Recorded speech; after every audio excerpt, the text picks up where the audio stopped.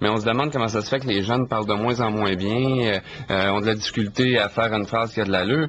C'est difficile de demander à quelqu'un de respecter quelque chose, de l'aimer, de l'apprécier, de le défendre si on connaît pas ça. Ben oui. Tu peux pas aimer quelque chose que tu connais pas, tu peux pas défendre quelque chose que tu connais pas. C'est comment ça se fait impossible. que les gens qui ont imposé cette pensée-là sont au pouvoir, au ministère et à l'université?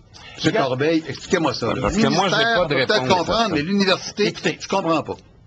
D'abord, il y a un lien étroit entre les psychopédagogues qui contrôlent les facultés des sciences de l'éducation et le ministère de l'Éducation qui est contrôlé exactement par les mêmes personnes.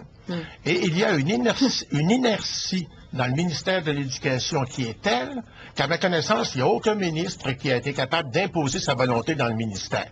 Il a toujours fini par... Même pas Claude Ryan. Pas Ryan, pas Lorrain, pas Mme Marois quand elle y était. Et ça ne sera pas plus Michel Courchaine aujourd'hui.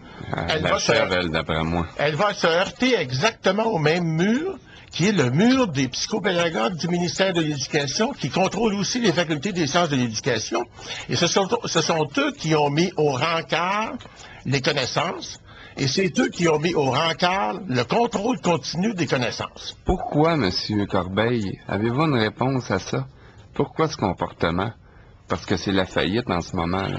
Parce que il y avait, dès les écoles normales, il y avait une lutte de pouvoir entre les professeurs de matière, les professeurs de français, les professeurs de géographie, etc., qui, eux, soutenaient que l'objectif de l'école, c'est de transmettre un corpus de connaissances qui les prépare à une vie adulte et à une vie de citoyen.